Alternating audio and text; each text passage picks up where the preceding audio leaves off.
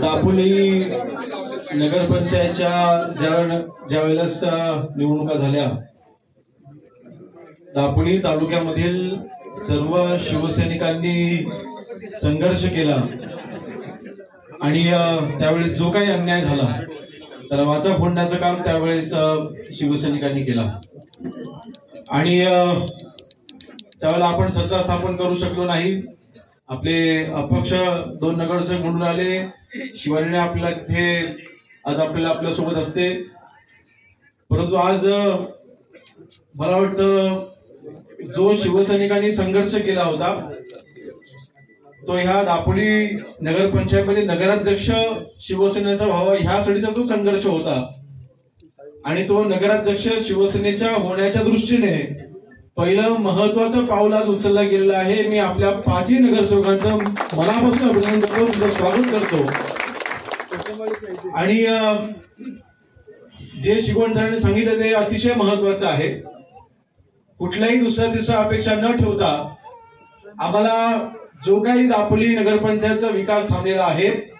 तो विकास पुन्हा सुरू झाला पाहिजे, निधी जो थांबला आहे तो निधी पुन्हा मिळाला पाहिजे, आमच्या वॉर्डासोबत आमच्या शहराचा विकास झाला पाहिजे ही अपेक्षा ठेवून आज आमचे मेहबूबबाई असतील, आमचे शिगवण सर असतील, आमच्या अनूरबाई असतील, आमच्या अमोलची मिसेस असतील, ते लांजेकरताई असतील, आमचा संतोष असेल आणि मला वाटतं सर्व दापोली शहरामधल्या सर्व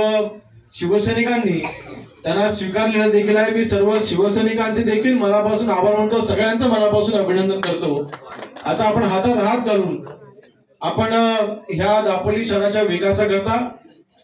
आपण सर्वांनी एकत्र येऊन शेवटी आज आपले महाराष्ट्र राज्याचे उपमुख्यमंत्री आणि नगर विकास मंत्री सन्माननीय एकनाथजी शिंदे साहेब आहेत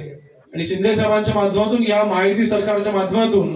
आपल्याला आपल्या शहराचा विकास करणे आपण अशीच आपली एकजूट कायम ठेवूया आणि आपण ज्या विश्वासाने शिवसेनेमध्ये प्रवेश करताय त्यासाठी आपल्या सर्वांचं पुन्हा एकदा मनापासून अभिनंदन करतो। आपले शहरप्रमुख अप्पूजी रेळेकर असतील, आमच्या रसिकाताई असतील, आपले युवा सेनेचे सगळे पदाधिकारी असतील, सगळ्यांचं मनापासून आज मी इथे अभिनंदन करतो आणि आपल्या सर्व नगरसेवकांचं पुन्हा एकदा मनापासून स्वागत करतो आणि इथेच थांबतो। जय हिंद, जय महाराष्ट्र।